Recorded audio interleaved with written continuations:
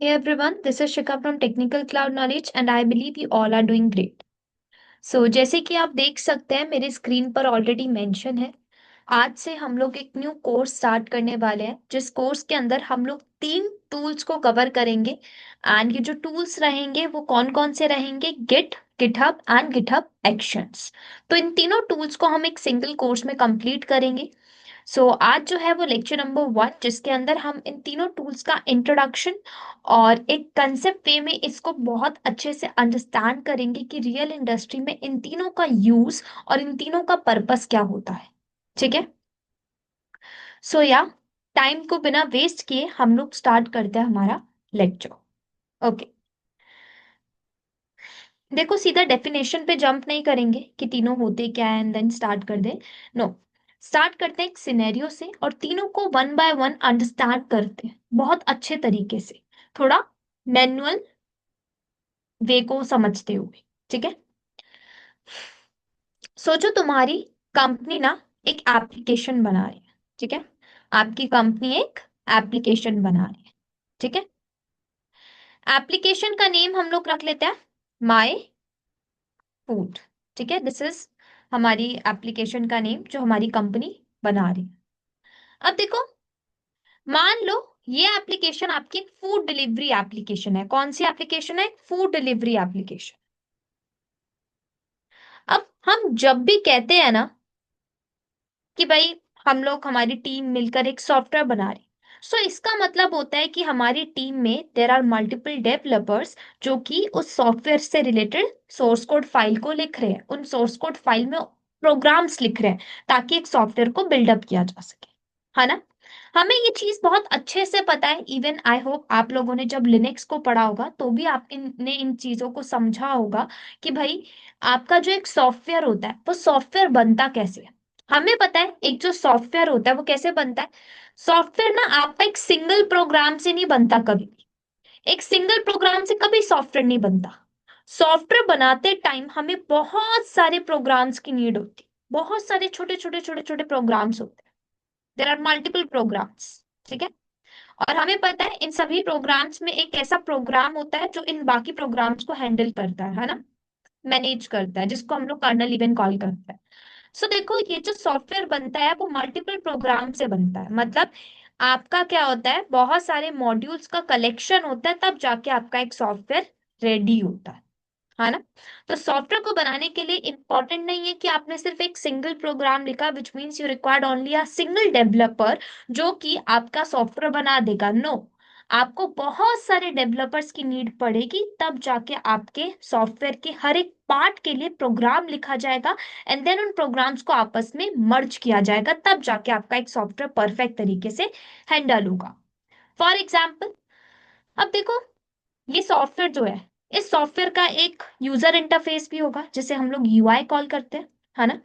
जो user interface होता है उसके अंदर हमें क्या शो होता है? उसके अंदर हमें कुछ बटन्स मिलते हैं, स्क्रीन मिलती है, सेक्शंस मिलते हैं, कैटेगरीज मिलती है ना, इस तरीके से। फॉर एग्जाम्पल, अगर अभी आप जोमेटो की एप्लीकेशन को ओपन करके देखो, वहां जब आप ऐप ओपन करोगे तेरा मल्टीपल सेक्शन, होम पेज होगा, आपका ऑर्डर सेक्शन होगा, प्रोफाइल होगा, है ना, बहुत सारे सेक्शंस होते हैं, सर्च का अलग बटन होता है, स्क्रीन अवेलेबल होती है। This is your UI. Then second जो होता है पार्ट, वो होता है हमारा बिजनेस लॉजिक। बेसिकली एक तरीके का बिजनेस रिलेटेड थिंग होती है उसमें, उसके अंदर बिजनेस लॉजिक थिंग्स हैंडल होती है। For example, log in verify करना, है ना, आपका ऑथेंटिकेशन ऑथराइजेशन चेक किया जाता है। आपका ये चेक किया जाता है कि भाई ऑर्डर कैलकुलेट करना, टोटल नंबर ऑफ ऑर्डर्स कितने हैं आपके। देन आपकी रिक्वेस्ट चेक करना कि भाई ये वेब ऐप है, इसके ऊपर आपने हाउ मेनी टाइम्स आप hit that particular application, hit that domain, है ना, तो रिक्वेस्ट वैलिडेट करना। इसी तरीके से थर्ड पार्ट क्या होता है? डेटाबेस। क्या होता है? डेटाबेस। हमें सभी को पता है डेटाबेस का सिंपल सा काम होता है डेटा को फेच करके लाना और उसी डेटा को अपने पास सेव कर लेना। है ना? इस तरीके से जब आपका एक सॉफ्टवेयर बनता है, देयर आर मल्टीपल पार्ट्स, हर पार्ट्स की डिफरेंट डिफरेंट प्रोग्रामिंग की जाती है और उन्हीं सभी पार्ट्स को आपस में मर्ज किया जाता है। अब इसके साथ सिर्फ इतना ही नहीं होता कि भाई कुछ कुछ प्रोग्राम्स लिख दे, कुछ कॉन्फ़िगरेशन फाइल्स भी होती हैं आपकी। है ना? जो बताती है कि भाई आपका जो सिस्टम है वो किस तरीके से रन करेगा। सो कुछ कॉन्फ़िगरेशन फाइल्स भी आपको रिक्वायर्ड होती है।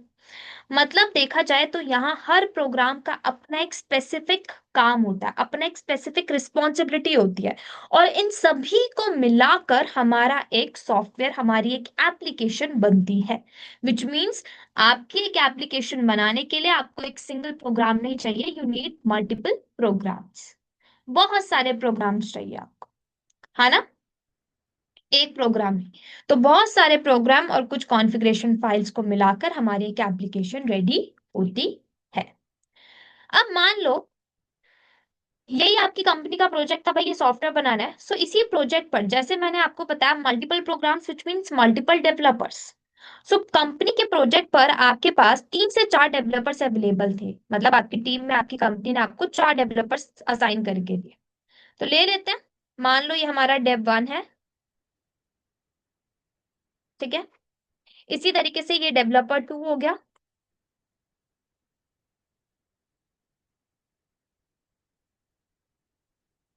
Dave 3, and this is your dev 4, मतलब डेवलपर 4।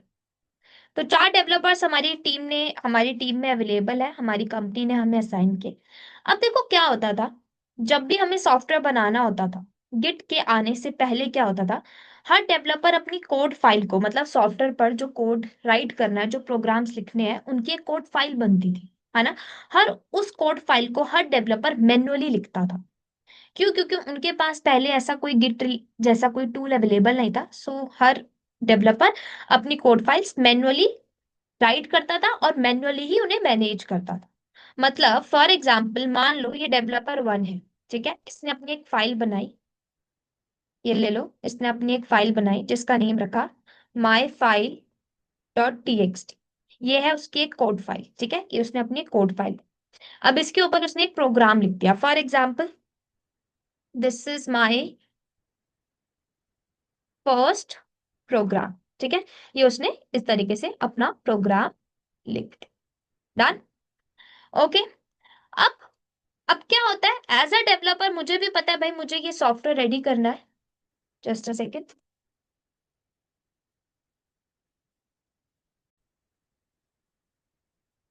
मुझे ये सॉफ्टवेयर रेडी करना है, सो हमें मल्टीपल प्रोग्राम्स लिखने होंगे। तो एक कोड फाइल में ही एक पर्टिकुलर पार्ट के देयर आर मल्टीपल प्रोग्राम होता है, मतलब एक सिंगल प्रोग्राम नहीं होता, बहुत सारे छोटे छोटे छोटे छोटे प्रोग्राम्स होते हैं।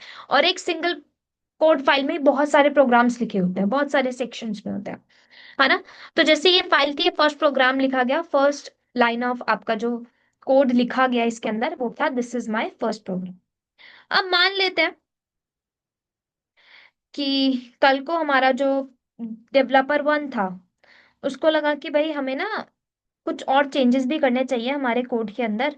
ये तो मैंने, ठीक है, मेरा फाइल के अंदर मैंने इतना कोड लिख लिया, लेकिन मुझे लग रहा है कुछ और ऐड ऑन करना चाहिए, हमारा जो इंटरफेस पार्ट है उसमें ये पर्टिकुलर थिंग्स भी ऐड ऑन होने चाहिए, ये फीचर्स भी ऐड ऑन होने चाहिए। सो उसने दोबारा से अगले दिन अपनी कोड फाइल को ओपन किया, my file dot T x T. मान लो ये फाइल थी आपकी my file dot T x T, इसको दोबारा ओपन किया, इसके अंदर ऑलरेडी ये प्रोग्राम लिखा था this is my first program. उसने क्या किया, एक और प्रोग्राम ऐड ऑन कर दिया this is my second program. इस तरीके से एक और लाइन उसमें ऐड ऑन कर आपकी सोर्स कोड फाइल में, ठीक है, हो गई ऐड, ठीक है, ये डन। अब कोई दिक्कत नहीं, उसने दोबारा से काम कर लिया। अब अगले दिन फिर उसने सोचा कि यार मुझे लग रहा है हमारा जो मेरा जो कोड है ना, जो मैंने लिखा है वो थोड़ा सा गलत है, मुझे ना कोड में चेंजेस करने हैं, लेकिन मुझे पहले वाले कोड नहीं चाहिए this is my first program this is my second program, मुझे ना चेंज करना है अपनी फाइल को दोबारा से। तो वो अगले दिन फिर गया, फाइल को ओपन किया, और इस बार उसने क्या किया, सबसे पहले तो फाइल को कर दिया ब्लैंक पूरा, और ब्लैंक करने के बाद एक न्यू कोड लिखा this is the code for VLC software 1.20 version, इस तरीके से, ठीक है। इस तरीके से उसने न्यू प्रोग्राम राइट कर दिया, ठीक है, डन, कोई दिक्कत नहीं। फाइल में तो प्रोग्राम चल ही रहा है ना भाई, हमें तो अपना सॉफ्टवेयर बनाना है, सॉफ्टवेयर के लिए हमें प्रोग्राम्स चाहिए, हमें कोड फाइल्स चाहिए। सो कोई दिक्कत नहीं, डेवलपर अपना काम कर रहा है। मतलब अगर अभी आप यहाँ पे एक चीज ऑब्जर्व करो तो हो क्या रहा है, डेवलपर बार बार सेम फाइल को ही एडिट किए जा रहा है। कभी उसे ओवरराइट कर रहा है, कभी उसमें लाइंस को ऐड ऑन किए जा रहा है, कभी अपनी फाइल को पूरा ब्लैंक कर रहा है और उसके अंदर न्यू कोड को राइट कर रहा है ना। अब देखो क्या होता है, हर ओवरराइट के बाद आपका एक न्यू वर्जन बन जाता है फाइल का। मतलब जब ये फाइल आपके बनी थी तो एक फर्स्ट वर्जन चला, ठीक है। नेक्स्ट जब फाइल में कुछ चेंजेस हुआ तो सेकंड वर्जन बना। जब थर्ड फाइल में चेंज हुआ तो थर्ड वर्जन बन गया। विच मीन्स तीन वर्जन आपकी फाइल में बन गए। फर्स्ट वर्जन में एक सिंगल प्रोग्राम, सेकंड वर्जन में you have two programs, third version में आपने ओवरराइट ही कर दिया, पूरी फाइल को ब्लैंक करके एक न्यू कोड लिख दिया, है ना। अब क्या हुआ, कोई दिक्कत नहीं, हमारी फाइल बन गई।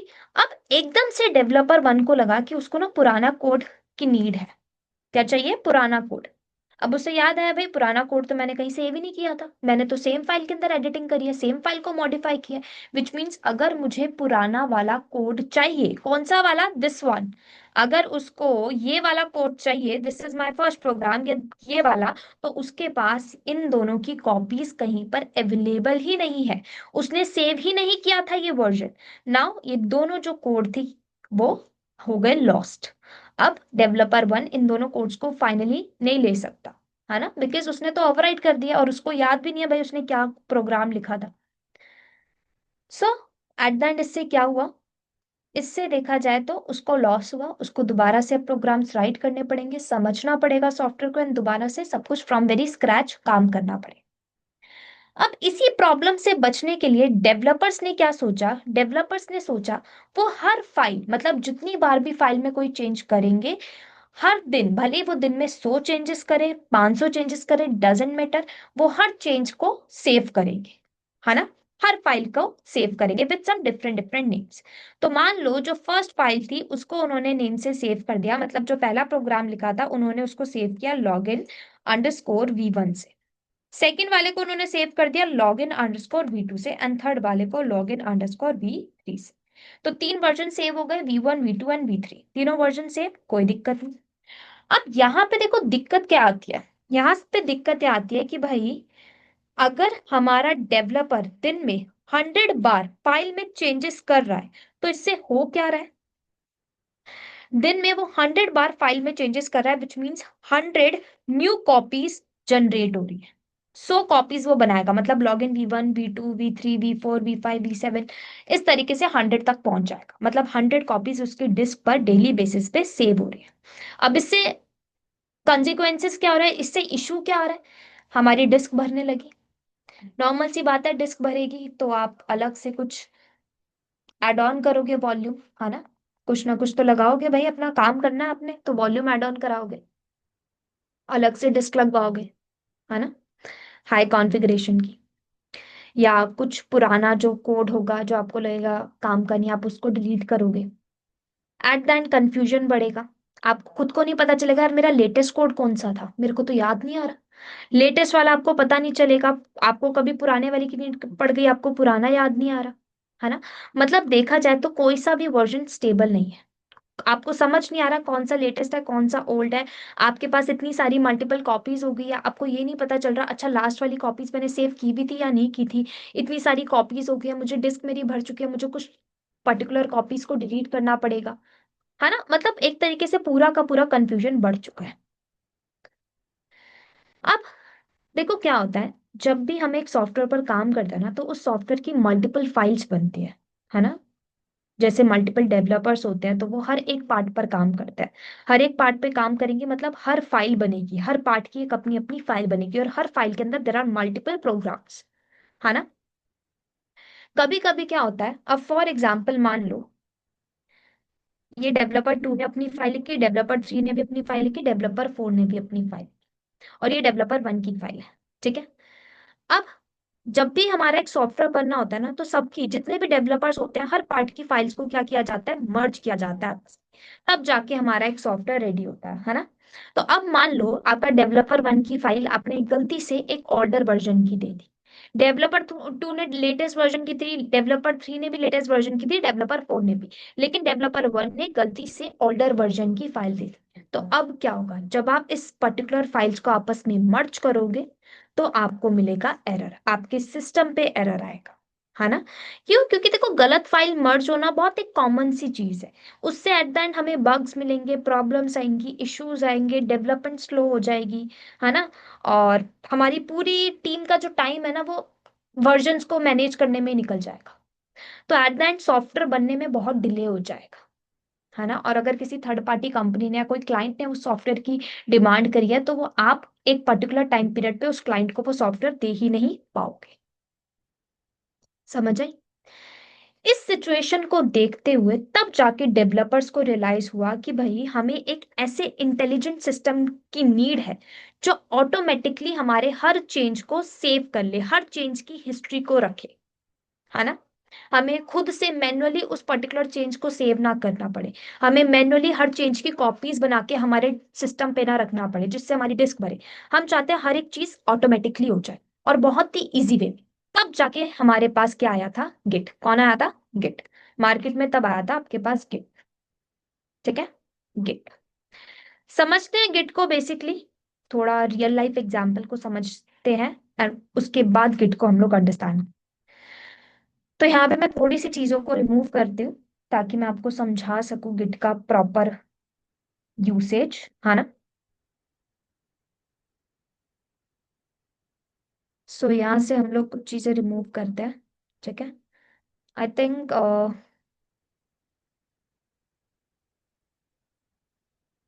इतना इनफ है। ठीक है, इतना रखते हैं, इसमें अब हम लोग आगे का स्टेप करते हैं। Just a second.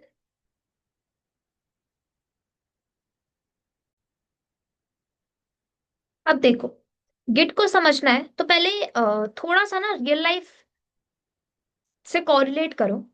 अब देखो हम सभी लोग ऑनलाइन ट्रांजैक्शंस करते हैं, है ना। हम सभी लोग, इवन आज के टाइम पे तो सब लोग ही करते हैं, है ना। याद होगा पहले जब भी हम लोग कैश से कोई भी खर्चा करते थे, हम लोग कैश देते थे एंड देन हमारा कोई सामान हम खरीद पाते थे, है ना। तो हमें खुद से उस पर्टिकुलर हर एक चीज का हिसाब रखना पड़ता था।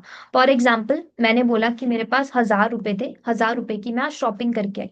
अब मैं घर आके कैलकुलेट करूंगी, अच्छा इस 1,000 रुपए में मैंने क्या क्या खरीदा था। अच्छा तब जाके, अच्छा ठीक है, 1,000 में से मेरे पास 100 रुपए बचे, मतलब 900 का मैंने क्या क्या खरीदा। यहाँ मैंने 1,000 रुपए की बात की है। अब मान लो आपके पास ज्यादा अमाउंट है, 50,000, 50,000 की आप कैलकुलेशन रखोगे, है ना, अपने पास। तो ये सारी जो कैलकुलेशन आप करोगे वो मैन्युअली करोगे, है ना। अपने नोटबुक में रख के सेव करके लिखोगे, है ना, या कैसे भी माइंड में कैलकुलेट रखोगे, दैट्स इट। लेकिन आज के टाइम पे हमारे पास ऑटोमेशन टूल्स आ चुके हैं, बहुत सारे टूल्स अवेलेबल है। देयर आर मल्टीपल वेबसाइट्स जो मार्केट में अवेलेबल है जिसके थ्रू हमें ये ट्रांजेक्शन्स की जो हिस्ट्री है, ये जो हिसाब है वो अब हमें नहीं रखना पड़ता अपने माइंड में या नोटबुक में कहीं सेव करके। क्यों? क्योंकि अब सब कुछ ऑनलाइन हो चुका है, हम लोग ऑनलाइन पेमेंट करते हैं, उसकी ऑटोमेटिकली एक हिस्ट्री जनरेट होती है। वो जो हम ट्रांजेक्शन करते हैं वो हिस्ट्री सेव हो जाती है ना। इवन आप जब बैंकिंग, नेट बैंकिंग की स्टेटमेंट देखते हो तो आपको हर एक अमाउंट दिखता है, जो क्रेडिट हुआ, डेबिट हुआ, विड्रॉ हुआ, एवरीथिंग आपको दिखती है। मतलब हर हिस्ट्री, हर ट्रांजेक्शन की हिस्ट्री आपको शो होती है। हमारे पास बहुत ऑनलाइन पेमेंट एप्लीकेशंस है जैसे कि पेटीएम, फोन पे, गूगल पे, है ना, बहुत सारी। इन सभी की हेल्प से हम लोगों को ये पता चलता है कि भाई इस मंथ हमारी टोटल नंबर ऑफ कितनी ट्रांजैक्शंस हुई है। तो पूरा ट्रांजैक्शन का आपको एक कंप्लीट रिकॉर्ड मिल जाता है ना। वही सेम आपका कितना डेबिट हुआ, क्रेडिट हुआ, विड्रॉ हुआ, सारा कुछ आपको हिस्ट्री पूरी की पूरी ऑटोमेटिकली मिल जाती। अब आपको अलग से कोई नोटबुक में अपना हिसाब रखने की नीड नहीं। आपकी सैलरी आई, इतना क्रेडिट हुआ, आपने देखा मंथ के एंड तक मैंने कहाँ कहाँ अपनी सैलरी में से इतने इतने पैसे यूज किए। आपको पूरी की पूरी हिस्ट्री मिल गई, अपनी ट्रांजेक्शन हिस्ट्री, है ना। ये नेट बैंकिंग में भी आजकल हमें फीचर मिलता है। सेम उसी तरीके से गिट कहता है डेवलपर्स को कि आप अपन चाहो तो अपने हर कोड का चेंज सेव कर सकते हो। मतलब हर कोड के चेंज, जो भी कोड आप चेंज करते हो उसकी हिस्ट्री आप ट्रैक कर सकते हो। कैसे कर सकते हो? देखो, डेवलपर बनने फाइल वन में जब फाइल लिखी थी अपनी कोड फाइल, तो फर्स्ट प्रोग्राम लिखा था ये, सेकंड में ये लिखा था, थर्ड में ये प्रोग्राम उसने राइट किया था, है ना। अब क्या होता है, गिट कहता है, गिट ने ना थोड़ा वर्कफ्लो को बहुत डिसिप्लिन बना दिया। गिट कहता है कि भाई जब भी डेवलपर कोई कोड लिखे ना, या कोड फाइल के ऊपर ओवरराइट करे, कुछ भी करे, तो उसको ना एक बार कमिट जरूर कर दे। क्या कर दे? कमिट। क्या कर दे? कमिट। तो कमिट का मतलब क्या होता है?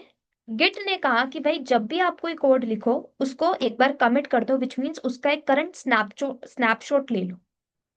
ठीक है? करंट कोड का एक स्नैपशॉट ले लो। फॉर एग्जाम्पल मैंने राइट नाउ अपने डायग्राम में यहाँ तक अपना डायग्राम कंप्लीट किया, मैं एक स्नैपशॉट ले लूंगी तो वो मेरे पास सेव हो जाएगा। आगे मुझे फ्यूचर में उससे आगे बढ़ना है तो मेरे पास पुराना स्नैपशॉट भी पड़ा है, मैं आगे उसी में चाहूँ तो एडिटिंग भी कर सकती हूँ। सो दैट्स हाउ ये आपकी मदद करता है ना?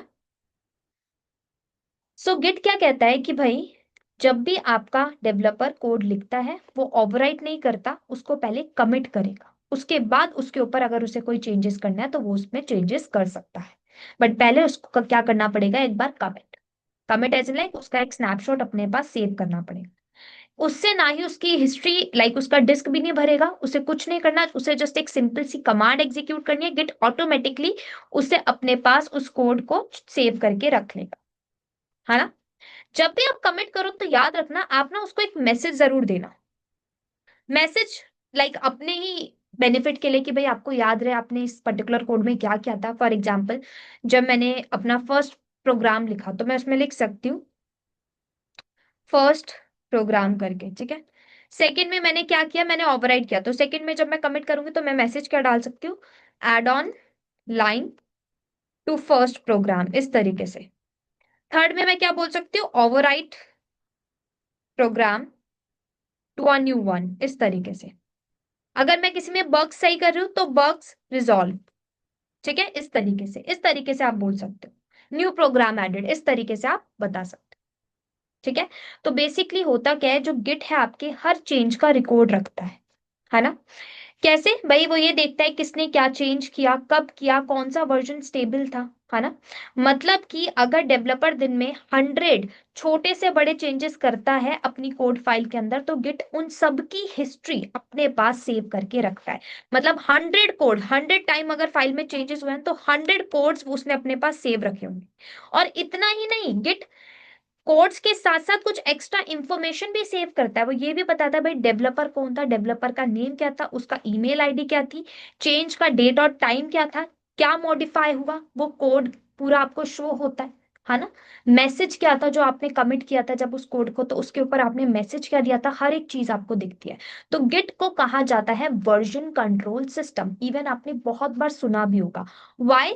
क्यों? क्योंकि ये वर्जन्स को बहुत ही इजी वे में कंट्रोल कर लेता है, दैट्स वाई इसको कहा जाता है version control system. Okay? So I hope आपको समझ आया होगा गिट को क्या होता है। गिट होता है हमारा वर्जन कंट्रोल सिस्टम। इसमें क्या होता है? इसमें हर एक वर्जन, हर कोड का वर्जन सेव होता है, ट्रैक होता है ना? मतलब आपने अपनी code file my file dot TXT में जितने भी नंबर ऑफ चेंजेस किए होंगे कोड में, हर एक चेंज सेव हुआ होगा with the help of Git. तो गिट सभी चेंजेस को अपने पास सेव कर लेता है। ठीक है? विच मीन्स अगर आपको कोई पुराना कोड चाहिए तो डेवलपर सिंपली हिस्ट्री से वापस लेकर आ सकता है उस पर्टिकुलर कोड को। ठीक है? तो आप गिट की मदद से अपना पूरा का पूरा प्रोजेक्ट इजी वे में मेंटेन कर सकते हो।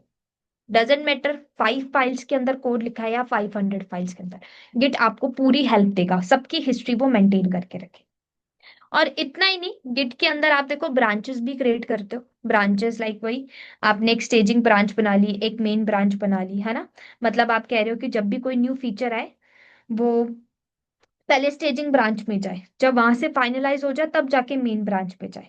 है ना? मतलब आप कह रहे हो उस पर्टिकुलर न्यू फीचर को हमेशा एक अलग ब्रांच में रखना ताकि जो पुराना वाला कोड है, जो भी हमारी मेन ब्रांच जो इंपॉर्टेंट वाली ब्रांच है वहां पे जो कोड पड़ा है वो डिस्टर्ब ना हो। तो ये ब्रांचेस वाला जो कंसेप्ट है वो हम लोग आगे समझेंगे, so don't worry about that. Just इतना समझो, गिट आपकी मदद क्या करता है वर्जनिंग में। मतलब आपके कोड में जितनी बार भी चेंज हुआ होगा उस चेंजेस को वो अपने पास सेव रखता है एज एन हिस्ट्री फॉर्मेट। तो जो जैसे आप फॉर एग्जांपल अपने कमांड लाइन के ऊपर बहुत सारी कमांड्स रन करते हो ना, तो जब आप हिस्ट्री मारते हो सारी कमांड्स आपको शो हो जाती है। सेम तरीके से गिट आपको पूरा का पूरा अपनी कोड फाइल के अंदर जितने भी चेंजेस आपने किए होंगे वो सब आपको दिखाएगा। ठीक है? हर एक चेंज को वो आपको शो करके दिखाए। अब देखो, डजेंट मैटर, फॉर एग्जाम्पल जैसे हमें दिख रहा है, मान लो ये हमारी कोड फाइल थी, ठीक है, इसके अंदर चेंज था प्रोग्राम वन करके, इसी तरीके से सेकंड प्रोग्राम आया था प्रोग्राम टू करके। अब मान लो आपने इन दोनों प्रोग्राम को किया डिलीट और इसकी जगह एक न्यू प्रोग्राम लिख दिया, इन दोनों प्रोग्राम को कर दिया डिलीट और इसकी जगह न्यू प्रोग्राम क्या लिखा था, प्रोग्राम थ्री। तो अब देखो जब गिट आपको हिस्ट्री शो करेगा ना, तो इसी तरीके से पूरा दिखाएगा, कहेगा कि भाई आपने ये दो जो प्रोग्राम थे ना, इनको डिलीट करके इसको ऐड ऑन किया, तो इनके आगे वो माइनस भी शो करेगा, इसके आगे प्लस और रेड कलर का सिंबल देगा, ताकि आप समझ सको कि डिलीशन क्या हुआ और एडिशन क्या हुआ, है ना। तो अब हमें क्या समझ आया भाई, हमारे जो डेवलपर्स थे पहले खुद से फाइल्स को कंट्रोल कर रहे थे, लेकिन गिट के बाद क्या हुआ, गिट ने डेवलपमेंट के स्ट्रक्चर को बहुत ही अच्छे वे में मैनेज कर दिया, है ना। सॉफ्टवेयर को बनाना थोड़ा इजी हो गया, सेफ हो गया, ऑर्गेनाइज हो गया, इवन उसके चेंजेस को सेव करना और भी बहुत इजी हो गया, है ना। तो अब जब टीम ने गिट को यूज करना स्टार्ट किया तो क्या हुआ, आपका पूरा का पूरा जो सॉफ्टवेयर बनाने का एक वे था बहुत ही ऑर्गेनाइज हो गया। अब हर डेवलपर का जो लैपटॉप है उसके ऊपर क्या किया जाता है, गिट को इंस्टॉल कर दिया जाता है। मतलब डेवलपर वन से बोला जाएगा कि तुम अपने लैपटॉप पर गिट इंस्टॉल कर लो, डेवलपर टू से भी बोला जाएगा, डेवलपर थ्री से भी एंड डेवलपर फोर से भी। चारों ने अपने ऊपर अपने सिस्टम पर गिट इंस्टॉल कर लिया नाउ। अब जब भी अपना कोड फाइल बनाएंगे उसके अंदर कुछ प्रोग्राम लिखेंगे तो उनकी हिस्ट्री ऑटोमेटिकली सेव होती जाएगी। मतलब ओवरराइटिंग का डर खत्म, कभी भी आपको पुराना कोड चाहिए आप ले सकते हो इजीली, है ना। ब्रांचेस क्रिएट कर सकते हो, है ना। मतलब ओवरऑल अगर हम देखें तो बहुत ही बेनिफिट हमारे डेवलपर्स को मिलेगा। अब वो इजी वे में अपने कोड्स को राइट कर सकते हैं, फाइल पे कोड्स को अच्छी तरीके से मैनेज कर सकते हैं। अब उन्हें कोई चिंता नहीं कि भाई अलग से डिस्क हमारी भर रही है ना, हमें सारे कोड्स को सेव करना पड़ेगा, उनकी नंबर ऑफ कॉपीज जनरेट करनी पड़ेगी, क्योंकि कभी कभी देखो क्या होता है, मान लो मैंने दिन में 1000 प्रोग्राम्स लिखे, कभी कभी गलती से हमसे मिस हो जाता है कि हमने इस प्रोग्राम की कॉपी सेव करना भूल गए और नेक्स्ट प्रोग्राम को ओवरराइट कर दिया। सो दैट्स व्हाई कहा जाता है कि भाई बेस्ट आप गिट को यूज करो। सो मार्केट में सबसे पहला हमारा वर्जन कंट्रोल सिस्टम जो आया था विच इज गिट, तो इसको बोला जाता है वर्जन कंट्रोल टूल इवन और सिस्टम। ओके, नाउ अब हम लोग बात करेंगे हमारे सेकेंड टूल की विच इज गिटहब। गिटहब का मार्केट में आने के पीछे का देखो रीजन क्या था, कैसे गिटहब मार्केट में आया, थोड़ा उसको आप समझते हैं, ठीक है। Give me a second.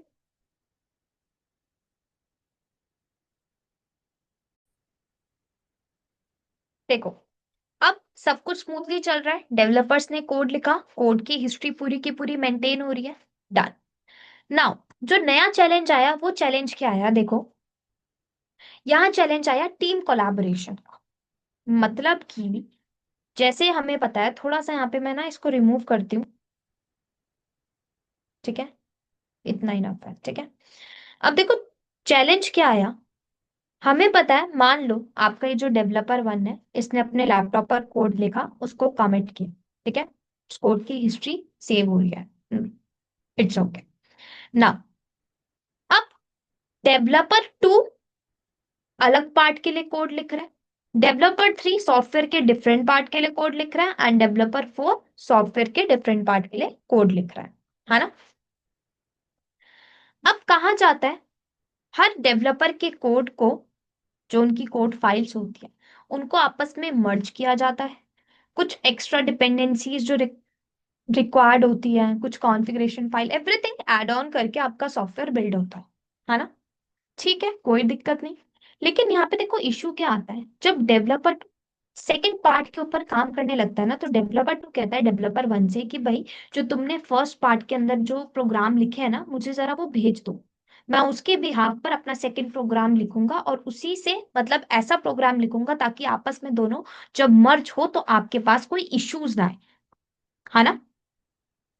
तो क्वेश्चन ये आता है, अब डेवलपर टू डेवलपर वन के कोड को देखेगा कैसे, है ना, बिकॉज वी नो दैट भाई चेंज को देखना इंपॉर्टेंट है।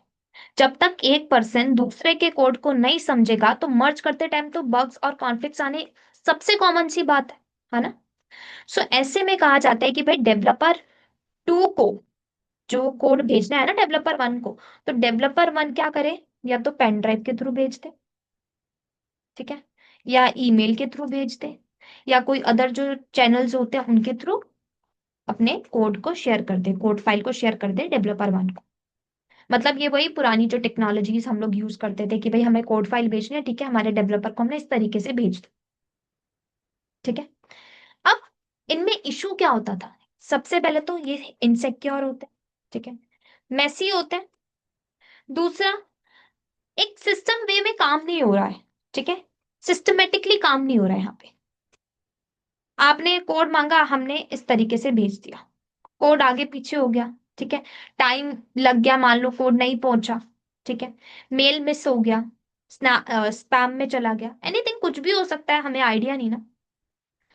सो यहाँ पर एंट्री होती है गिटहब की। जब हमें लगा कि भाई हमारे डेवलपर्स को अदर डेवलपर्स के कोड की रिक्वायरमेंट है, तब हमने सोचा व्हाई नॉट हम लोग एक ऐसा अच्छा प्लेटफॉर्म यूज करें जहां पर कोड को शेयर करना बहुत ही इजी हो और इवन सिक्योर भी हो। तब जाके मार्केट में क्या आया था? गिटहब। कौन आया था? गिटहब। ठीक है। देखो, जो गिटहब है ना, वो आपका एक ऑनलाइन प्लेटफॉर्म है। क्या है? गिटहब आपका एक ऑनलाइन प्लेटफॉर्म है जहां पे जो टीम है वो अपना कोड सेंट्रली स्टोर करती है, विच मीन्स एक प्रोजेक्ट बनाते हैं वो लोग, एक सेंट्रल रेपोजिटरी बनाते हैं गिटहब के ऊपर, और वहां जाके अपने कोड को स्टोर करते हैं। ठीक है। अब वो कंपनी डिसाइड करती है कि भाई उनकी जो सेंट्रल रेपोजिटरी होगी उसका नेम क्या रखा जाएगा, ठीक है, और इस रेपोजिटरी के ऊपर कोड भेजा जाएगा कौन सी ब्रांच पे, वो सारी कंपनी डिसाइड करती है। सो गिटहब आपका एक ऐसा ऑनलाइन प्लेटफॉर्म होता है जहां पे आप अपने कोड को स्टोर कर सकते हो। आप एज अ सिंगल यूजर हो, आपको वर्क करना है, आप भी गिटहब पे यूज कर सकते हो। ठीक है।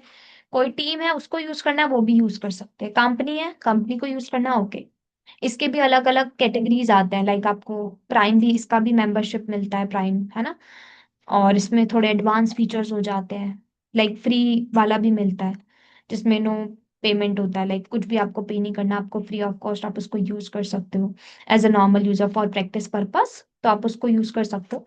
सो हम लोग भी जो गिटहब को यूज करेंगे वो फ्री ऑफ कॉस्ट वाला ही करने वाले हैं, ताकि हम प्रैक्टिस वे में समझ सके ना गिटहब को। सो गिटहब आपका ऐसा ऑनलाइन प्लेटफॉर्म है जहां पर आप अपने कोड को स्टोर करते हो। अब जब कोड को स्टोर करते हो ना, तो वहां पे आप एक सेंट्रल लोकेशन पे करते हो, उस सेंट्रल लोकेशन को हम लोग बोलते हैं रेपोजिटरी।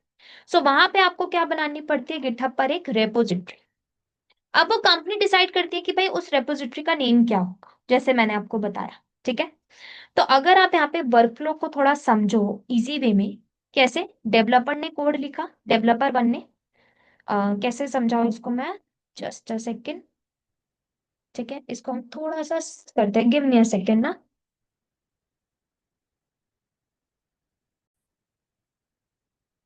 तो मैं यहाँ पे ना कुछ फ्यू थिंग्स ना रिमूव कर देती हूँ, सॉरी। ठीक है। तो समझो थोड़ा वर्कफ्लो को, कैसे। देखो, ये डेवलपर वन था, ठीक है, ये इसने कोड लिखा, अपनी एक कोड फाइल बनाई, my file dot T x T, इसमें इसने कोड लिखा, this is the this is the programme one. ठीक है। इस तरीके से इसने अपना कोड राइट कर दिया, डन। नाउ, अब इसने क्या बोला कि भाई मैं चाहता हूं ये जो मेरी फाइल है, ठीक है, इसने ऑलरेडी अपने सिस्टम पर गिट इंस्टॉल करके रखा है, गिट इनिशियलाइज्ड है। ठीक है, यहाँ पे बोला जाता है, इवन कंपनीज इनके सिस्टम पे ऑलरेडी गिट पहले इनिशियलाइज करके ही देती है। ठीक है।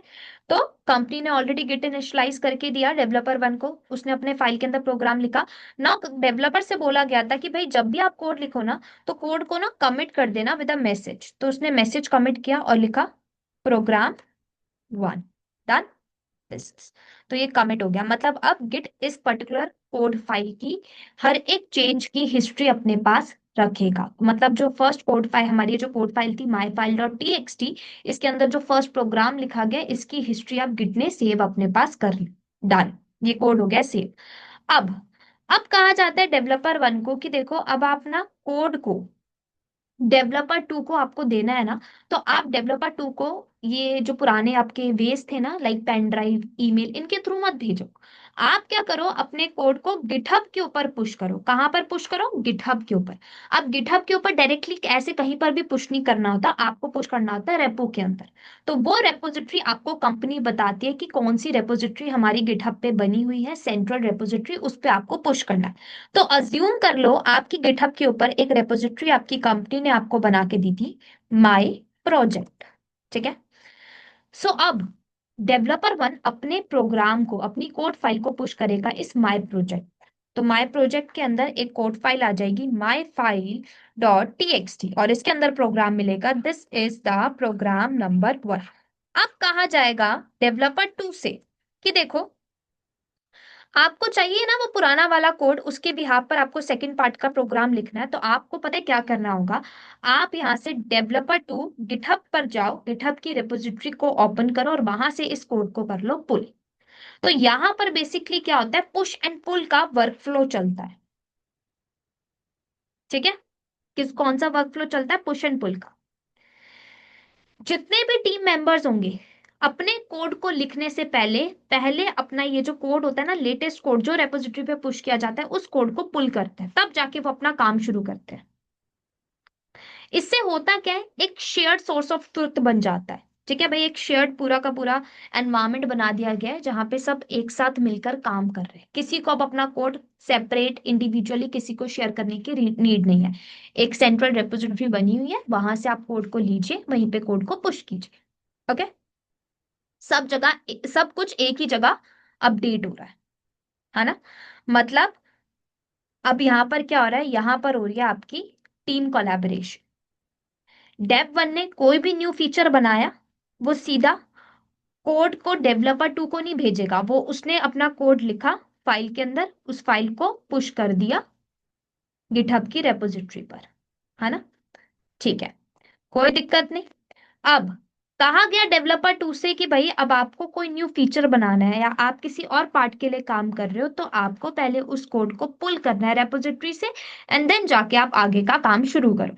Same developer three, same developer four, same होगा डेवलपर वन के साथ भी। अगर डेवलपर फोर ने लास्ट अपना कोड लिखा, लास्ट लेटेस्ट कोड था डेवलपर फोर ने लिखा, है ना, तो डेवलपर वन से भी कहा जाएगा कि भाई जब भी आप भी काम करो ना, तो पहले एक बार पुल कर लेना।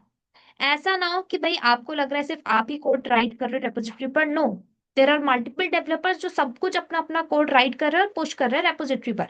तो आपका भी सबसे पहला यही स्टेप होगा, आप भी पहले रेपोजिटरी के ऊपर कोड को पुल करो। तो जो भी लेटेस्ट कोड होगा वो आपके पास भी आ जाएगा, है ना।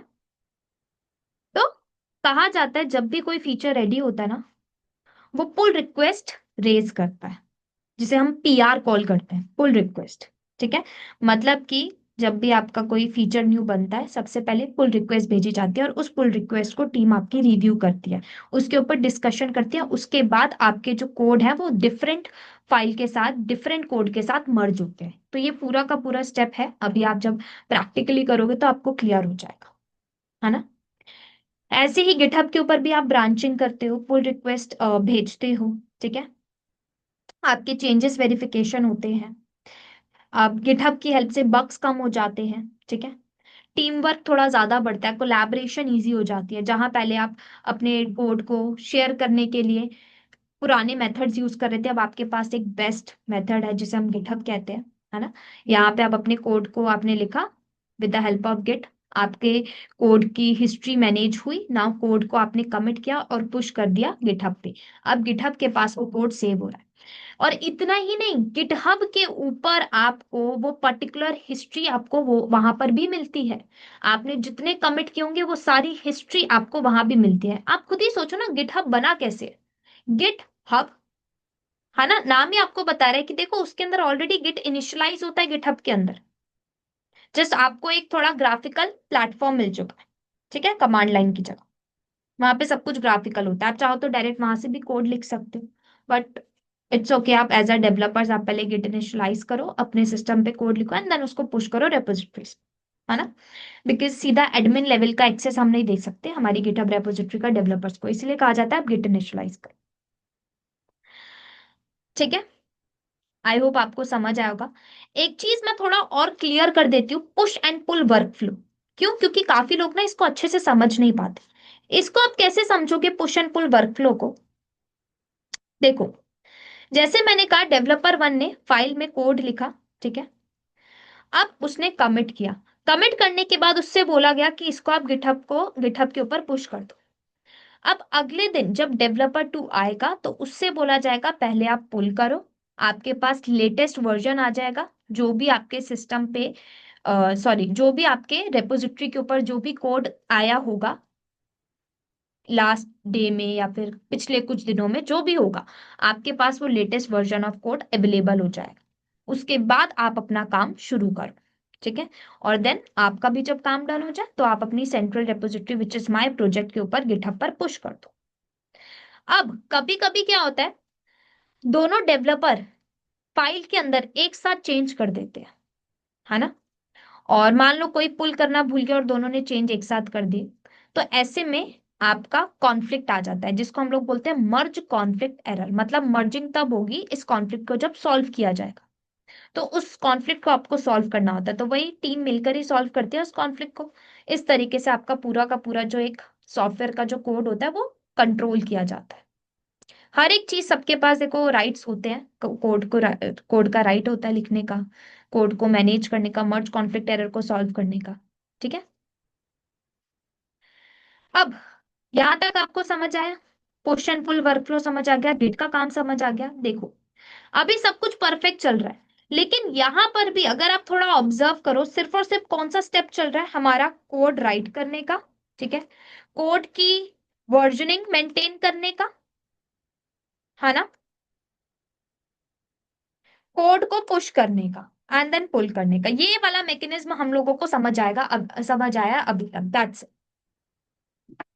उसके अलावा हमें अभी तक कुछ समझ नहीं आया, है ना। आगे का जो है, जस्ट अ सेकेंड, ठीक है। अब यहां तक देखो क्या हुआ है, सिर्फ और सिर्फ कोड शेयरिंग ऑटोमेट हुई है ना। कोड को कैसे शेयर करना है, पुश कैसे करना है, यहीं तक सिर्फ और सिर्फ ऑटोमेशन हुआ। बिल्ड का प्रोसेस, टेस्ट का प्रोसेस, डिप्लॉयमेंट, ये सब कुछ अभी भी मैन्युअली हो रहा है ना। मतलब हर पुश के बाद डेवलपर्स को याद रखना पड़ता है कि सॉफ्टवेयर बिल्ड करना है, उसकी टेस्टिंग करनी है, सर्वर पर डिप्लॉय करना है ना। यहाँ पर ह्यूमन मिस्टेक होने के चांसेस बढ़ जाते हैं, बिकॉज यहाँ पे जो काम हो रहा है वो मैन्युअली हो रहा है, जिसके लिए मैन पावर चाहिए।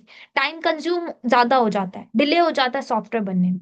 कभी कभी वही एट द एंड हमारा सॉफ्टवेयर, स्टार्टिंग का तो सब कुछ परफेक्ट था, लेकिन बिल्डिंग के टाइम पे कुछ एरर आ गया और सॉफ्टवेयर हमारा गलत बन गया, है ना। हम लोगों ने गलत ही उसको यूजर्स को दे दिया। अब उससे क्या होगा, एरर्स आएंगे, कॉन्फ्लिक्ट्स आएंगे, हमारे यूजर्स फेस करेंगे, कंप्लेन करेंगे सॉफ्टवेयर रिलेटेड, है ना।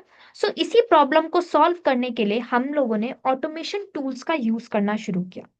मार्केट में बहुत सारे ऑटोमेशन टूल्स आज के टाइम पे अवेलेबल है, आपने नाम भी सुना होगा, लाइक जेनकिंस, है ना, आपका गिटलैब है, ठीक है, ये भी गिटहब का ही होता है, मतलब यहीं से आया है, ऑलमोस्ट उन्हीं का पार्ट है। गिटहब एक्शंस है, ठीक है। बिट बकेट है, बिट बकेट पाइपलाइंस जो होती है आपकी, ठीक है। ये होते हैं आपके बहुत सारे टूल्स, और भी हैं, मैंने कुछ फ्यू मेजर मेजर के नाम देते हैं, ठीक है। सो ये हमारे ऑटोमेशन टूल्स आते हैं। अब याद करो, जो मैनुअल वर्कफ्लो था वो किस तरीके से चल रहा था। इसको ना हम लोग क्या करते हैं, थोड़ा सा यहाँ से करते हैं इसको पूरा का पूरा डोंट से, थोड़ा सा देखो, हमारा जो मैनुअल वर्कफ्लो वो कैसे चल रहा था। ये थे हमारे डेवलपर्स, है ना, ठीक है। डेवलपर्स अपना लोकली सिस्टम पर कोड लिख रहे थे, है ना। ये डेवलपर्स ने कोड लिखा है यहाँ पे। अब इनसे कहा गया, इनके सिस्टम पे ऑलरेडी गिट इनिशियलाइज्ड है, वर्जनिंग ऑलरेडी मेंटेन हो रही है। अब जब आपको अपने कोड को पुश करना हो और डेवलपर्स के साथ शेयर करना हो, तो आप वो कोड कहाँ पुश करोगे, गिटहब के ऊपर। कहाँ पर, गिटहब के ऊपर, यही बोला गया था। और गिटहब पर हम लोग ऑलरेडी क्या कर रहे थे, हम लोगों ने एक सेंट्रल रेपो बना ली थी, माय प्रोजेक्ट नेम। यहाँ पर जाके डेवलपर्स अपने अपने कोड को पुश कर रहे थे, है ना। यहीं पे आकर अपने अपने कोड को ये लोग पुश कर रहे थे। और न्यू कोड लिखने से पहले एक पुल वाली स्ट्रेटेजी यूज की जाती है, है ना, मतलब अगर डेवलपर 1 ने कोड को यहाँ पे पुश किया, तो डेवलपर 2 लेटेस्ट वर्जन को लेने के लिए पहले एक बार रेपोजिटरी में से कोड को पुल करेगा। सेम डेवलपर 3, एंड इवन जब डेवलपर दोबारा से कोई न्यू प्रोग्राम लिखे, उसको भी पहले एक बार पुल करना पड़ेगा। ठीक है, डन। ये हम लोगों ने अभी तक समझा, है ना। अब देखो क्या होता है, जब हमें लगता है हमारा कोड रेडी हो गया, तब आगे टीम मैन्युअली उसको रिव्यू करके मेन ब्रांच में मर्ज कर देती है। मतलब क्या होता है, जब भी आपका कोड पुश होता है ना फर्स्ट टाइम, तो यहाँ पे ना ऑलरेडी गिटहब के ऊपर जब आप जो आपकी रेपोजिटरी होती है, वहां पे आपकी एक दो ब्रांचेस बनाई जाती है। एक ब्रांच वही आपका जैसे एक प्री प्रोडक्शन एनवायरनमेंट होता है, सेम आपकी एक स्टेजिंग ब्रांच होती है जहाँ पे टेस्टिंग की जाती है आपके कोड की। जब आपका कोड परफेक्ट लगता है, टीम उसको रिव्यू करती है, तब जाके उस कोड को मर्ज करके मेन ब्रांच पर डाल देती है। जब कोड मेन ब्रांच पे चला जाता है, तब जाके आगे डिप्लॉयमेंट का पाइपलाइन स्टार्ट होता है। ठीक है, डिप्लॉयमेंट का पाइपलाइन से स्टार्ट से मतलब है, मतलब अब यहाँ पे होगा आपका एक कोड एनालिसिस टूल, जिसमें कोड की क्वालिटी को चेक किया जाएगा। तो हमारा एक code quality checking tool use किया जाता है, जैसे कि सुना होगा आप लोगों ने, कोड एनालिसिस टूल होता है सोनार क्यू, है ना, जिससे हम कोड की चेकिंग करते हैं, क्वालिटी चेक करते हैं। तो अब गिटहब पे जो कोड आपका मेन ब्रांच पे मर्ज होकर आ चुका है, उस कोड को भेजा जाता है सोनार क्यूब इंजीनियर को, और सोनार क्यूब इंजीनियर से बोला जाता है कि भाई आप यहाँ पर हमारे कोड की क्वालिटी को चेक करो। ठीक है, देखो कोई बग्स तो नहीं है, कोई इशू तो नहीं आ रहा, और अगर कुछ आता है तो हमें इन्फॉर्म करो। जब यहाँ पर सब कुछ परफेक्ट होता है, तब जाके आपका कोड आगे भेजा जाता है बिल्डिंग इंजीनियर को, जो बिल्ड करता है आपके कोड को, जो आपका बिल्ड इंजीनियर होता है। तो अब कंपनी में बहुत सारे अलग अलग टूल्स यूज होते हैं बिल्ड के लिए, अपाचे, माविन, ग्रेडल एंड, है ना। सो मान लो यहाँ पे हमारा था माविन। ठीक है, अब माविन के पास ये कोड आया, तो माविन सबसे पहले क्या करता है, उस कोड को करता है कंपाइल, है ना। कंपाइल एज इन वही कि भाई आपका जो कोड है उसको, जो अभी कोड आपका ह्यूमन लैंग्वेज में लिखा गया उसको कन्वर्ट किया जाता है बाइनरी लैंग्वेज में, ताकि आपका सिस्टम उस लैंग्वेज को समझ सके। सो वही आपका सिस्टम लैंग्वेज में उसे कन्वर्ट किया जाता है, तो कंपाइलिंग की जाती है, उसका आर्टिफैक्ट बनता है डॉट एक एक्सटेंशन के साथ, है ना। एक आर्टिफैक्ट रेडी होता है, वही आपका रो मटेरियल की तरह। और उसके साथ अगर कुछ लगता है हमें कुछ ऐड ऑन करनी है, लाइक कुछ डिपेंडेंसीज ऐड ऑन करनी है, कुछ फाइल्स ऐड ऑन होनी है, तो वो इंस्टॉल होती है, ऐड ऑन होती है ना। ये सब डन होता है माविन के अंदर। तो जब हमें लगता है हमारा सॉफ्टवेयर परफेक्टली बिल्ड हो गया, आगे उस सॉफ्टवेयर को दिया जाता है उसके ऊपर कुछ फंक्शनल टेस्ट करने के लिए। बेसिकली एक तरीके से उसकी अगेन एक टेस्टिंग होती है। ठीक है, तो अगेन टेस्टिंग के लिए हम क्या यूज करते हैं, सिलेनियम। क्या यूज करते हैं, सिलेनियम।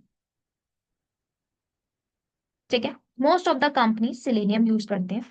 अब तो ये सब की जगह हमारा ऑटोमेशन आ चुका है, जिसमें क्यूए टेस्टर होते हैं। ठीक है, फंक्शनल टेस्ट किए जाते हैं, लाइक एट द एंड अगर मैं इन शॉर्ट में बोलूँ तो यही चेक किया जाता है कि भाई हमारा सॉफ्टवेयर जो बन के रेडी हुआ है, कोई उसमें इशू तो नहीं है, बग्स तो नहीं है, सब कुछ परफेक्ट है कि नहीं।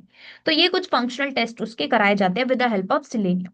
तो सिलेनियम इंजीनियर को ये दिया जाता है कोड आगे। इतना होने के बाद हम लोग क्या करते हैं, हम लोग यहाँ पे एक डॉकर होस्ट मशीन हम लोगों ने सेटअप कर रखी है। ठीक है, तो जो डिबॉप्स इंजीनियर होता है यहाँ पर बैठा हुआ, ठीक है, डॉकर होस्ट मशीन होती है यहाँ पे हमारी, यहाँ पे हमारा एक डेवऑप्स का इंजीनियर बैठा होगा। ठीक है, ये डॉकर होस्ट मशीन है। वो क्या करता है, जो हमारा कोड, हमारा जो सॉफ्टवेयर बिल्ड होकर आया है, उस सॉफ्टवेयर की एक इमेज बनाता है ना। क्या बनाता है, एक बेस इमेज। क्या बनाता है, एक बेस इमेज। ठीक है, बना दी उसकी एक बेस इमेज, और उस बेस इमेज को वो पुश कर देता है रजिस्ट्री पर। ये तो देखो आपने पहले पढ़ा भी होगा डॉकर के अंदर सब कुछ, कौन सी रजिस्ट्री होती है, डॉकर हब होती है। आई होप आप लोगों ने सुना भी होगा, है ना।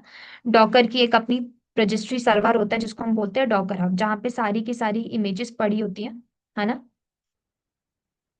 आपकी बेस इमेज, आपकी नॉर्मल जो हम लोग बनाते हैं खुद से भी इतनी इमेजेस, है ना। सो ये डॉकर हब पे पुश होती है। तो डेवऑप्स इंजीनियर ने उस सॉफ्टवेयर की इमेज बना दी, ठीक है, उस इमेज को डॉकर हब पे पुश कर दिया। अब यहाँ पर डिप्लॉयमेंट होती है प्रोडक्शन एनवायरनमेंट पर। किस पर? प्रोडक्शन। तो ये है हमारा प्रोडक्शन का एनवायरनमेंट।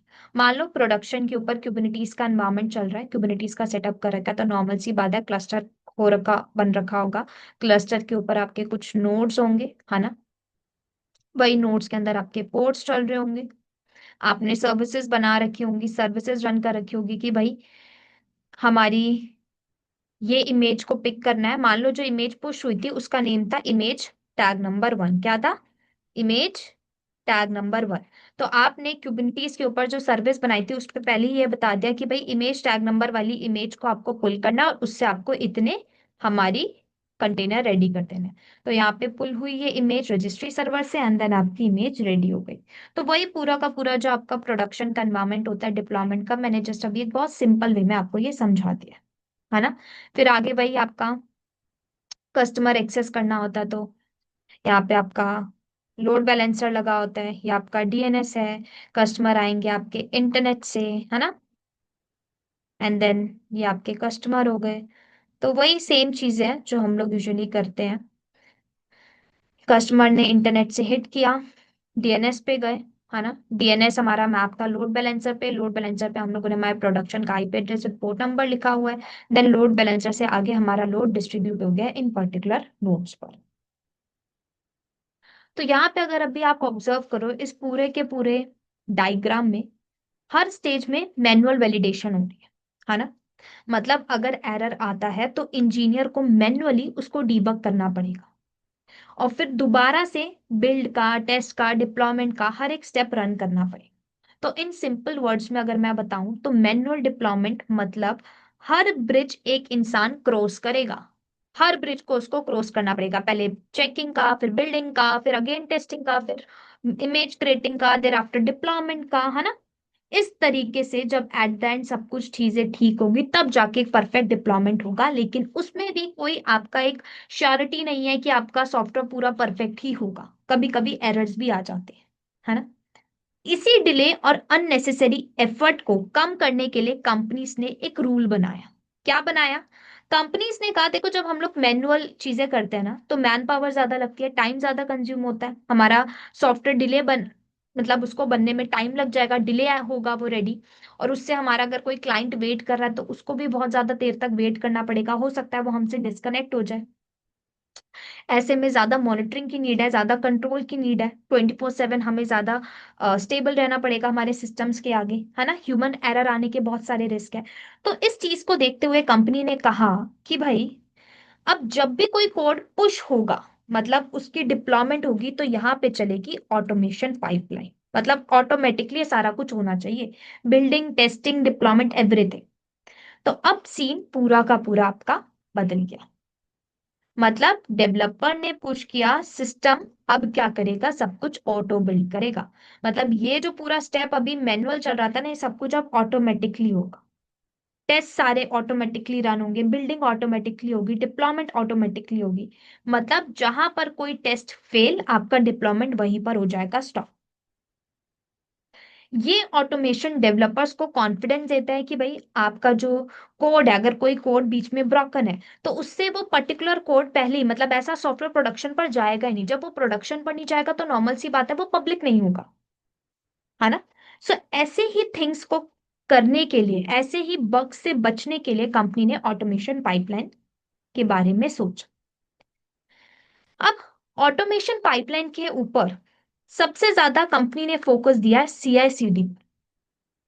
कंपनी ने कहा ये जो ऑटोमेशन पाइपलाइन है इसमें क्या ऑटोमेशन होगा, इसमें होगा CICD. CICD refer for continue integration, continue delivery और डिप्लॉयमेंट। इसी ऑटोमेटेड वर्कफ्लो को, जो हमारा ऑटोमेशन पाइपलाइन है ना कि भाई हम ऑटोमेशन पाइपलाइन यूज करेंगे, उसी को सीआईसीडी बेसिकली बोला जाता है, ठीक है। तो क्या कॉल किया जाता है इसको? Continue integration and continue delivery और डिप्लॉयमेंट, ये, ठीक है। तो कंपनी सीआईसीडी के फीचर को फिर यूज करने लगी। ताकि हर एक स्टेप ऑटोमेशन पे। अब सीआईसीडी को देखो, सबसे पहले तो सीआईसीडी को समझ लो, बिकॉज मैंने बोल तो दिया continue integration and continue delivery और डिप्लॉयमेंट। इस चीज को नॉर्मल सी बात है, कोई भी एक नॉर्मल पर्सन इजीली वे में नहीं समझ सकता, उसको पढ़ना पड़ेगा तब जाके उसे सीआईसीडी समझ आएगा। तो हम लोग इसको बहुत ही एक सिंपल एग्जाम्पल से समझते हैं। ठीक है, मान लो, ठीक है, अज्यूम करो, थोड़ा नीचे आते हैं, यहाँ पे एक डायग्राम मैं बनाती हूँ। मान लो ये एक किचन है। ठीक है, इस किचन में ये आपके तीन शेफ हैं। ठीक है, तीनों शेफ अलग अलग डिशेस बना रहे हैं, तीनों शेफ अलग अलग अपनी अपनी डिश बना रहे हैं। और यहाँ पर इस किचन में बैठा है आपका, यहाँ ले लेते हैं, यहाँ पे किचन में बैठा है हेड शेफ। ठीक है, हमारा जो हेड शेफ होता है। अब हर शेफ हेड शेफ को अपनी डिश बनाकर देता है, मतलब जितने भी आपके शेफ थे उन्होंने अपनी डिशेस बनाई और हेड शेफ को दी, कहा कि आप इसको चेक करके बताओ क्या ये हमारी डिशेस ठीक बनी है या नहीं। और अगर इसमें कोई प्रॉब्लम होगी तो ये हेड शेफ क्या करेगा, उस डिश को वापस दे देगा उस पर्टिकुलर शेफ को। तो अब यही प्रोसेस जो बार बार होगा, उसी प्रोसेस को हम लोग बोलते हैं सीआई, कंटिन्यू इंटीग्रेशन। जब कोई काम बार बार होता है तो उस पर्टिकुलर प्रोसेस को बोला जाता है कंटिन्यू इंटीग्रेशन। विच मीन्स, मान लो शेफ वन आया, उसने अपनी डिश ट्राई करी, शेफ हेड शेफ को अच्छी नहीं लगी डिश, हेड शेफ ने दोबारा बोला शेफ वन को, जाओ दोबारा से इसको बना के लाओ, ये काम अब दोबारा होगा। अगेन, अगर उसको अच्छी नहीं लगी तो वो दोबारा भेजेगा, अगेन काम होगा। तो जो काम बार बार होता है, ठीक है, यही चेकिंग का प्रोसेस बार बार हो रहा है, तो इसी को हम लोग क्या बोलते हैं, कंटिन्यू इंटीग्रेशन। सॉफ्टवेयर में भी सीआई है, विच मीन्स कोड को सेफली इंटीग्रेट और टेस्ट करना। मतलब जब कोड आपका गिटहब तक आ गया तो उसको सेफ वे में इंटीग्रेट और टेस्ट करना, उसकी चेकिंग करना ही कंटिन्यू इंटीग्रेशन होता है बार बार। विच मीन्स उसकी क्वालिटी चेक करना, उसकी बिल्डिंग करना, उसकी टेस्टिंग करना, ये पूरा जो स्टेप होता है यहां तक कहा जाता है सीआई, कंटिन्यू इंटीग्रेशन, क्योंकि ये स्टेप बार बार रन होता है। ठीक है, यहाँ पे चेकिंग का प्रोसेस कंटिन्यू रहता है। Just a second.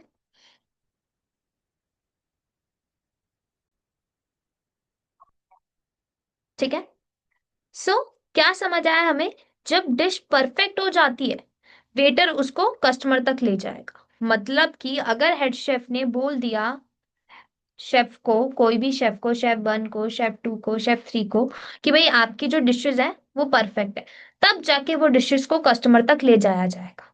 मतलब तब जाके उन्हें डिप्लॉय किया जाएगा, और यही है आपका CD, which means tested code को सर्वर पर डिप्लॉय कर। समझ आई? सो आई होप आपको सीआई और सीडी बहुत अच्छे से समझ आया होगा। सीआई क्या है भाई, कोई प्रोसेस, चेकिंग का प्रोसेस कंटिन्यू चल रहा है। वहीं सीडी क्या है, जब चेकिंग फाइनल हो जाती है, सब कुछ परफेक्ट हो जाता है, तब जाके वो पर्टिकुलर सॉफ्टवेयर को प्रोडक्शन पर डिप्लॉय किया जाता है। ठीक है, अब एक और चीज याद रखना, कुछ लोग ना डिलीवरी और डिप्लॉयमेंट के बीच में बहुत कंफ्यूज रहते हैं। काफी बार देखना लोग बोलते भी नहीं इवन सीडी को एज अ डिलीवरी, वो बोलते हैं डिप्लॉयमेंट। बट रियलिटी में सीडी को दो तरीके से देखा जाता है, एक continue delivery and continue deployment. अब कंटिन्यू डिलीवरी और कंटिन्यू डिप्लॉयमेंट में एक बहुत छोटा सा डिफरेंस है, वो क्या होता है, जो कंटिन्यू डिलीवरी है उसका मतलब होता है कि भाई सॉफ्टवेयर बिल्ड हो गया, ऑटोमेटेड टेस्टिंग हो गई, सब कुछ डन, उसके ऊपर टेस्टिंग डन, नाउ अब उसको कहा जाता है कि एक बार ना आप उसको प्री प्रोडक्शन एनवायरमेंट पे भेजो। कहाँ डिप्लॉय करो, उसकी जो डिलीवरी है, सॉरी डिप्लॉय नहीं, डिलीवरी, उसकी डिलीवरी करो प्री प्रोडक्शन एनवायरमेंट पर, जिसको हम लोग स्टेजिंग एनवायरमेंट भी बोलते हैं। ठीक है, जब सॉफ्टवेयर को डिलीवरी के लिए प्री प्रोडक्शन एनवायरनमेंट पर भेजा जाएगा तो वहां पर क्यूए टीम फाइनल वेरिफिकेशन करती है, फीचर्स, बग्स, परफॉर्मेंस सब चेक करती है। जब यहाँ पर सारी चीजें परफेक्ट हो जाती है तब जाके आपका वो पर्टिकुलर सॉफ्टवेयर फाइनली रिलीज होता है, फाइनली डिप्लॉय होता है प्रोडक्शन पर। तो मतलब वो जो पर्टिकुलर टाइम होता है जिसमें सॉफ्टवेयर की एक बार टेस्टिंग हो रही होती है प्री प्रोडक्शन एनवायरनमेंट पर, उसको हम लोग बोलते हैं डिलीवरी। और वही सॉफ्टवेयर जब परफेक्ट हो जाता है, टेस्टिंग पास हो जाती है, तो सॉफ्टवेयर को ऑटोमेटिकली प्रोडक्शन में डिप्लॉय कर दिया जाता है विदाउट एनी मैनुअल अप्रूवल के।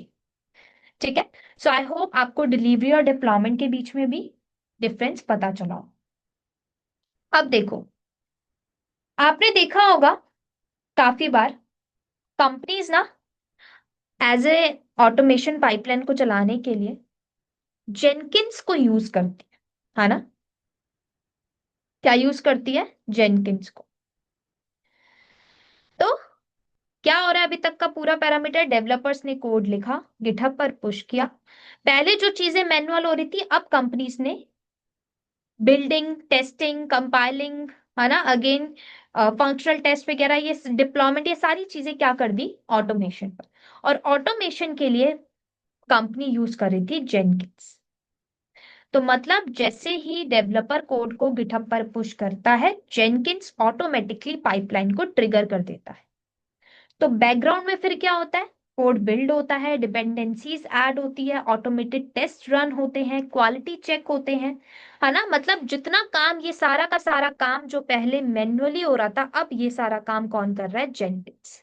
अब जेनकिंस इनको करने के लिए पाइपलाइन यूज करता है, सॉरी, प्लगइन्स यूज करता है, ठीक है?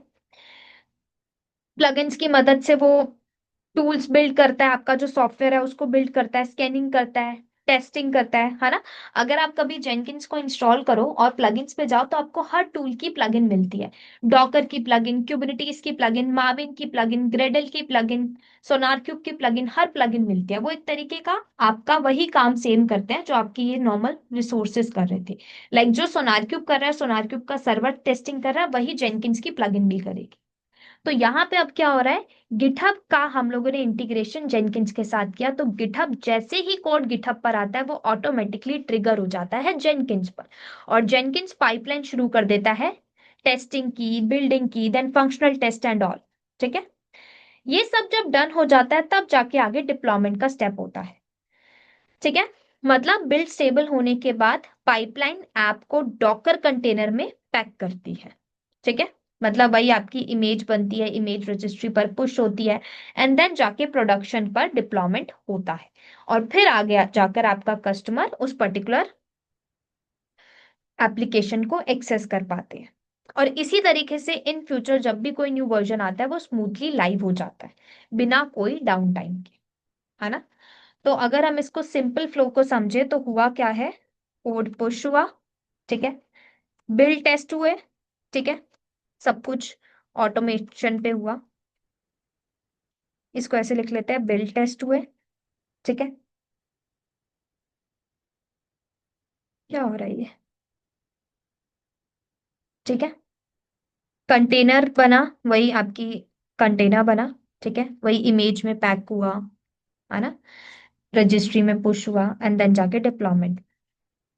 तो आप इसको कंटेनर बनने से बेस्ट है इसको क्या बोल दो? Image build, image push, and then deployment हुई, है ना? ठीक है, अब देखो, यहां तक आपको सब कुछ आई होप क्लियर हो गया। लेकिन हमारा जो फोकस है वो जेनकिंस को समझना नहीं है, हमारा फोकस है गिट को समझना, गिटहब को समझना, और गिटहब एक्शंस को समझना। हम लोग गिट को समझ चुके हैं, गिटहब को समझ चुके हैं, now it's time for GitHub action. अब हमें क्या समझ आ गया है? हम लोगों ने अभी तक जितना किया तो हमें समझ आ गया है भाई, डेवलपर्स अपने पहले कोड को लिख रहे हैं, गिटहब पर पुश कर रहे हैं, और ऑटोमेशन के लिए जेनकिंस पाइपलाइन ट्रिगर होती है, जिसमें बिल्ड, टेस्टिंग, डॉकर इमेज बनाना और डिप्लॉयमेंट ऑटोमेटिकली हो रही है ना? ये पूरा का पूरा सिस्टम देखो पावरफुल था, नो डाउट, लेकिन धीरे धीरे ना इसकी मेंटेनेंस के चैलेंजेस आने लगे। जैसे कि अब जेनकिन सर्वर को मैनेज करना पड़ता था, ठीक है, प्लगइन्स अपडेट करना टाइम टू टाइम, ठीक है, कभी कोई प्लगइन्स में कॉन्फ्लिक्ट ना आ जाए तो वो चेक करते रहना, क्योंकि कभी कभी प्लगइन्स कॉन्फ्लिक्ट हो जाते थे, ओल्डर वर्जन के हो जाते थे, तो वो भी अपडेट करना। कभी पाइपलाइन ब्रेक हो जाती थी, ठीक है, हर नए टूल की इंटीग्रेशन करना जेनकिंस के साथ, हर कोई भी न्यू एक्स्ट्रा कॉन्फ़िगरेशन आई तो वो ऐड ऑन करना, रिमूव करना। मतलब पूरे के पूरे इस ऑटोमेशन पाइपलाइन को रन करने के लिए, नो डाउट ये एक बहुत ही बेस्ट ऑटोमेशन टूल है जेनकिंस भी, लेकिन इसको भी चलाने के लिए बहुत मैनेजमेंट की रिक्वायरमेंट थी, बहुत मेंटेनेंस की रिक्वायरमेंट थी। तो थोड़ा सा ज्यादा टाइम अगर आप बात करो तो आपके इंजीनियर्स का यहाँ पर वेस्ट हो जाता था। मतलब जेनकिंस नो डाउट एक बेस्ट टूल है, लेकिन यहाँ पर जो काम है वो ज्यादा बढ़ जाता है as compare to other tools.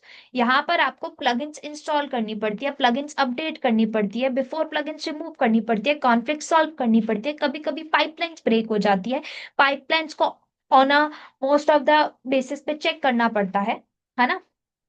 अलग से इंटीग्रेशन करनी पड़ती है बार बार जितने भी न्यू टूल्स आएंगे। लेकिन वही अगर हम एक दूसरे ऑटोमेशन पाइपलाइन टूल की बात करें जो हमें CI/CD का फीचर प्रोवाइड करता है, विच इज GitHub एक्शंस, तब जाके मार्केट में GitHub एक्शंस आया। कंपनी ने सोचा जब कोड गिटहब पर ही है तो CI/CD क्यों ना गिटहब पर ही चला दी जाए। अलग से क्यों हम लोग एक टूल इंटीग्रेट करें, है ना, जेनकिंस जैसा टूल अलग से जेनकिंस की सर्वर रेडी करे, उसको एक अलग से कॉन्फ़िगरेशन प्रोवाइड करे। हाई कॉन्फ़िगरेशन चाहिए होती है जेनकिंस सर्वर को, बिकॉज प्लगइन्स भी इंस्टॉल होनी, अपडेट भी होनी, एवरीथिंग। सो कंपनी ने सोचा क्यों ना हम लोग CI/CD का फीचर ही जो हमें चाहिए वो हम गिटहब एक्शन से यूज कर लें, है ना। मतलब कि जो काम हमें अलग से एक सर्वर चाहिए था वो काम हमारे गिटहब पर ही हो सकता है, तो हम अलग से एक सर्वर क्यों ऐड ऑन करें, क्यों इंटीग्रेशन करें, अलग से फालतू में क्यों काम बढ़ाए। तो कंपनी ने सोचा गिटहब एक्शन को ही यूज किया जाए। मतलब अब जब डेवलपर कोड को पुश करेगा ना गिटहब पे, तो गिटहब के अंदर ही ये पर्टिकुलर वर्कफ्लो चल जाएगा। मतलब यही ऑटोमेशन ट्रिगर हो जाएगी। जहां पर आपको पहले सेपरेट सर्वर की नीड थी, अब आपको ऐसा कुछ नहीं चाहिए, अलग से प्लगइन कोई इंस्टॉल करने की नीड नहीं है, पाइपलाइंस चलाने के लिए आपको एजेंट्स की नीड नहीं है, कुछ नहीं चाहिए आपको, जेनकिंस वाला पूरा स्टेप कम फिनिश हो गया है। उसकी जगह पे गिटहब एक्शन आ गया। गिटहब एक्शन कहता है आप सिंपल सा रखो, गिटहब के ऊपर ही गिटहब एक्शन आपका यूज करो। गिटहब के ऊपर आपका कोड आया, ठीक है, कोड की आप वहीं पर बिल्डिंग कर दो, उसकी टेस्टिंग भी वहीं पर कर दो और वहीं से उसकी डिप्लॉयमेंट भी करा दो। मतलब कि अब पूरी की पूरी पाइपलाइन एक ही एनवायरनमेंट पर चलेगी और बहुत ही स्मूथली वे में चलेगी।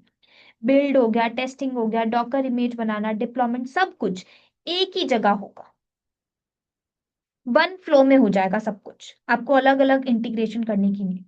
मतलब अब पूरा का पूरा जो सेटअप है वो सिंपल हो गया, मेंटेनेंस ऑलमोस्ट खत्म हो गई, टीम ज्यादा फोकस अब डेवलपमेंट पे कर पाएगी।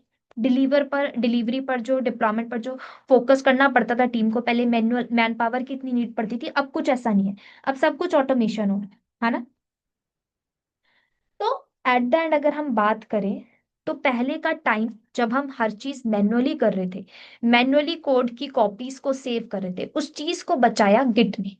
उसने क्या बोला कि भाई मैं आप जो मैनुअल कॉपी सेव कर रहे हो ना, उस मैनुअल वर्क को बचाकर आपकी उन कॉपीज को खुद से अपने पास सेव कर लूंगा, हिस्ट्री को खुद से अपने पास सेव करके रखूंगा, आपकी डिस्क नहीं भरेगी, आपको एक्स्ट्रा कोई पर्टिकुलर स्टेप रन करने की नहीं।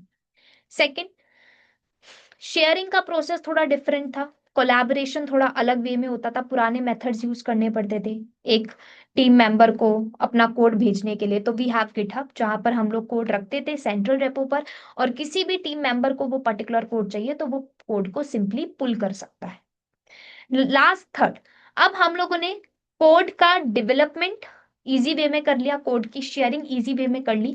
बात आ रही थी डिप्लॉयमेंट की, डिप्लॉयमेंट के लिए हमें एक अदर टूल की नीड पड़ती थी, तो उसको भी हम लोगों ने ऑटोमेशन पाइपलाइन लगाकर और गिटहब एक्शन का यूज कर कर वो भी पूरा ऑटोमेट कर लिया, और वो भी सिर्फ एक ही टूल के ऊपर, गिटहब पर ही। मतलब अब गिटहब के ऊपर ही आपका बिल्डिंग, टेस्टिंग सब कुछ हो रहा है with the help of GitHub actions. तो जो ये सारी चीजें हैं जो आज हम लोगों ने बात करी, गिटहब गिटहब एक्शंस, इनको अब हम लोग प्रैक्टिकली एक एक चीज को समझेंगे, ठीक है, आने वाले लेक्चर्स के अंदर। तो अभी जो मैंने आपको जस्ट बताया, एक सिंपल सा वे बताया है कि भाई मॉडर्न टाइम में हमारा जो सॉफ्टवेयर इंजीनियरिंग है वो किस वे में हो रहा है, कैसे इतना ऑर्गेनाइज, कितना फास्ट और इतना बेस्ट हो चुका है। तो इस चीज को आज हम लोगों ने ये समझा है with the help of GitHub and GitHub action. तो ये चीज हम लोग आने वाले लेक्चर में और अच्छे वे में समझेंगे। So that's it for today, will meet with a new lecture.